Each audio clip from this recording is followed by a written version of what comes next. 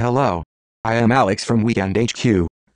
I will be narrating the voice of the Weeknd in this interview titled, Kiss and Tell by Damien Scott from Complex Magazine. You can pick up this article in the August-September 2013 issue of Complex Magazine. Make sure to follow us on Twitter at Weeknd HQ, and make sure to visit our website for everything The Weeknd at weekndhq.com. Hello. I'm Victoria. Let's get started with the questions. Why haven't you done an interview until now? I felt like I had nothing to say. I still feel I have nothing to say. I'm the most boring person to talk to. So why now? Is your label pushing you to do press for the album? No, labels always push. I mean, Trilogy was a re-release, but they still said, maybe you should do some interviews. Honestly, I want to do interviews now because it's one thing that I haven't mastered. Even Prince did interviews. Michael did interviews. And I can tell in the interviews they're uncomfortable. Why are they doing this? Because they feel like they have to do it to be a complete artist. I felt like this was my time. And maybe I wouldn't have done it if I thought you were an asshole. I probably would have been like, fuck this guy. Is the air of mystery intentional? Yes and no. In the beginning, I was very insecure. I hated how I looked in pictures. I just fucking hated this shit, like, crop me out of this picture right now. I was very camera shy. People like hot girls, so I put my music to hot girls and it just became a trend. The whole enigmatic artist thing, I just ran with it. No one could find pictures of me. It reminded me of some villain shit. But you can't escape the internet. There are super fans, and I was really testing their patience. At the end of the day, you can't deny the music. That was my whole thing. I'm going to let the music speak for itself. I'll show them that this is what I do. But I'm very good at letting shit slide. If I wasn't, You'd go crazy. I feel like I'm already crazy. I just wouldn't be able to focus on my music. If I didn't let shit slide, I'd probably still be working on Echoes of Silence right now. But I know how to let go of bullshit. And I know how to let go of unmixed and unmastered records. But not anymore. To me, this is my first album. Kissland is definitely my first album. A fresh start. Yeah, that's why I didn't want to mix and master House of Balloons or Thursday or Echoes of Silence. I didn't feel like they were my albums. Those were my mixtapes. It was the hell of a mixtape. Yeah, man. I just wanted to make the greatest mixtape of all time, that's all. And if I didn't, I definitely made the longest mixtape of all time. Haha. Which of the three resonates with you the most? House of Balloons is the most important for me because I spent the most time on it. I didn't have a deadline for that.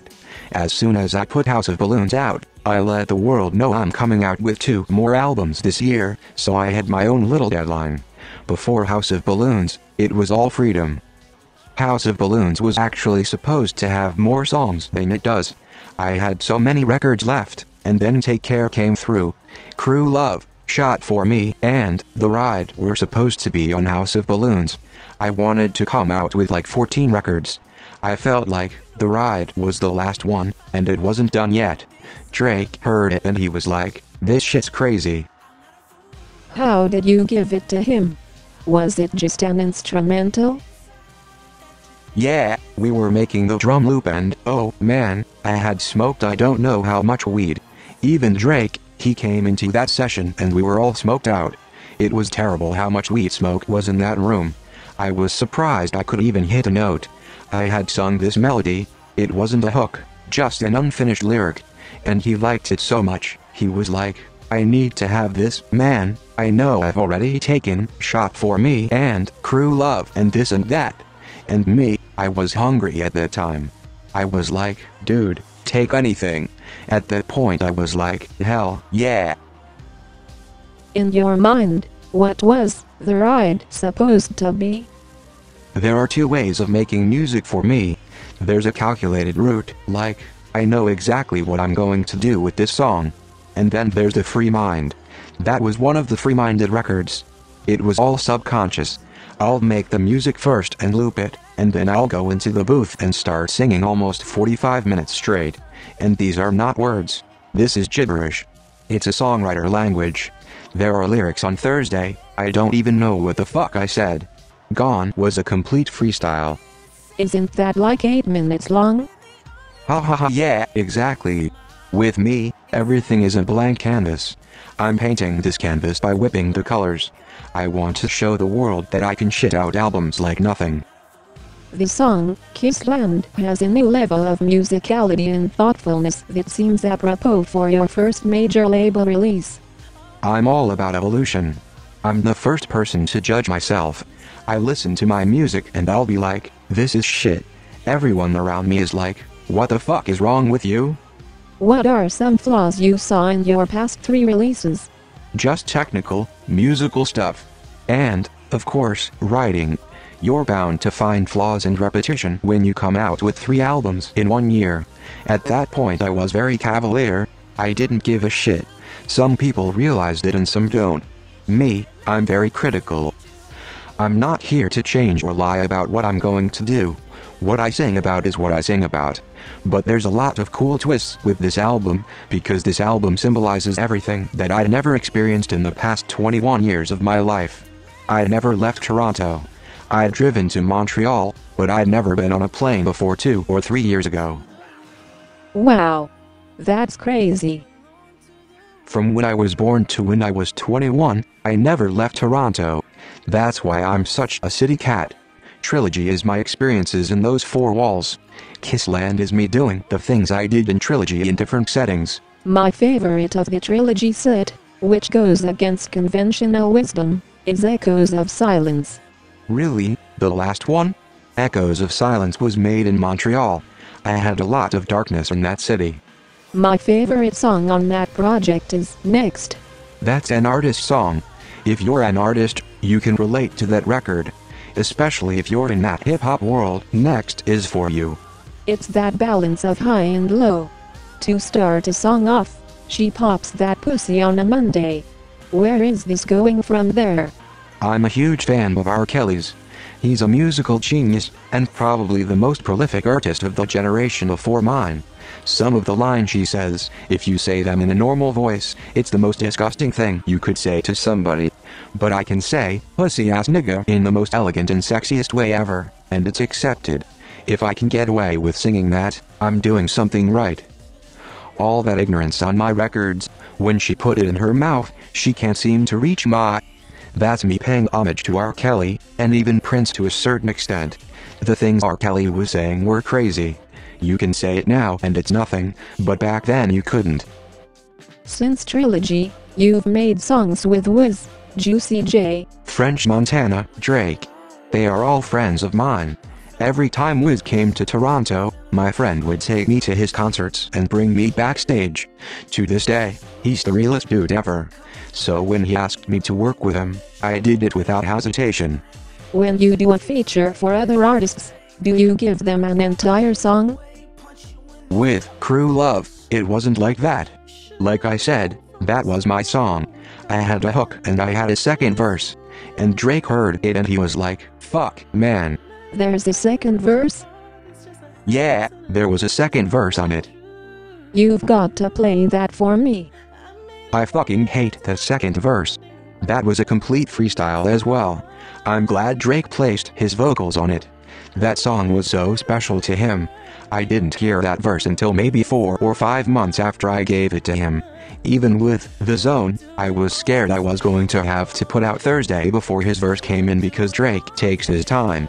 He makes sure that he says the right shit and his flow is on point. It seems like your work on Take Care was similar to the way Kanye West enlisted Kid Cudi on 808s and Heartbreak. Or when Jay-Z hit up Kanye for The Blueprint. Do you think Drake tapped you to give Take Care that feel? Yeah, he told me he wouldn't be able to do the album without me. You can read it on the credits that he thanked me. I don't know if that's him being generous, but I gave him a lot of records. I made Practice. What did you do on Practice? That whole hook was me.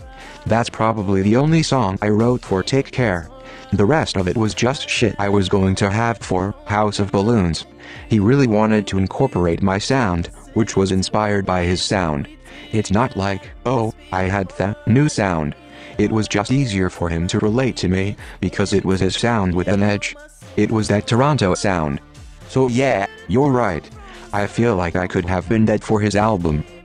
People think you guys aren't cool with each other anymore. No, that's not true.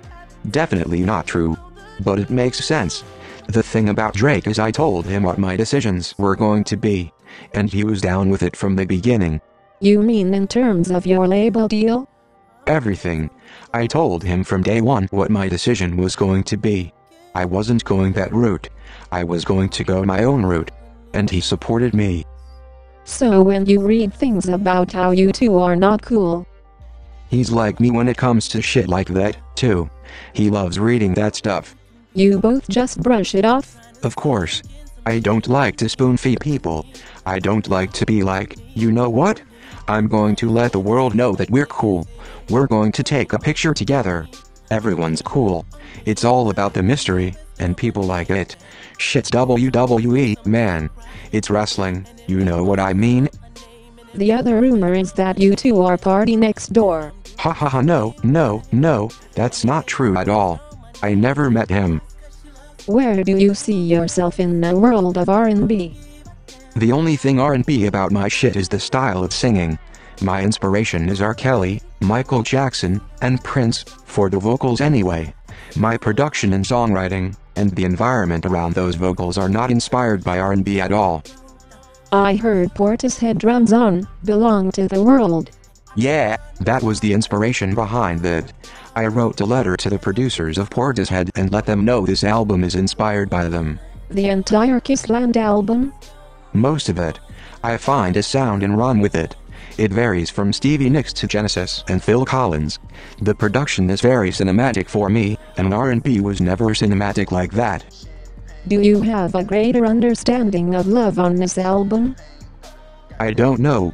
Like I said, a lot of it's subconscious. On Belong to the World, it sounds like you may have had a serious relationship. Belong to the World is about falling in love with the wrong person. There are some songs where I talk about the same person, but I like to make every song about someone else. Thursday is a conceptual album. Whatever that situation was, I spent the whole album focusing on that situation. Have you gone through heartbreak before? I think I did. I'm not sure. Some people think they go through situations and then it hits them like a fucking brick. I hope that I fell in love and I hope that my heart was broken. Because if I didn't, then I don't know what I'm about to go through in the next 20 years of my life. Last night in the studio you said Kissland was a ridiculous title. Yeah, because Kissland symbolizes the tour life, but it's a world that I created in my head. Just like House of Balloons symbolizes Toronto and my experiences there, but it's a world that I created. When I think about Kissland, I think about a terrifying place. It's a place I've never been to before that I'm very unfamiliar with. A lot of it is inspired by filmmakers like John Carpenter, David Cronenberg, and Ridley Scott, because they know how to capture fear. That's what Kissland is to me, an environment that's just honest fear. I don't know who I am right now and I'm doing all these outlandish things in these settings that I'm not familiar with. To me, it's the most terrifying thing ever. So when you hear the screams in the record and you hear all these horror references and you feel scared, listen to the music because I want you to feel what I'm feeling. Kissland is like a horror movie. Holy shit. That's the last thing you'd expect from the title. I didn't want to call it Dark World or something so generic. The title came from a conversation that I overheard and those words stuck out. Someone said, Kissland, and I thought, that's going to be the title of my album. It sounds so ridiculous. When I put the title out everyone was like, what the hell? This is going to be corny. It's going to be all lovey-dovey. People will say, it's a rap. We lost him. But that's what I want. I want them to be underwhelmed. I'm all about surprises. If you watch a horror movie and it's called Kissland, it's probably going to be the most terrifying thing you've ever seen in your life. Thank you for listening. Please rate, comment and subscribe. And don't forget about Weeknd, HQ.com.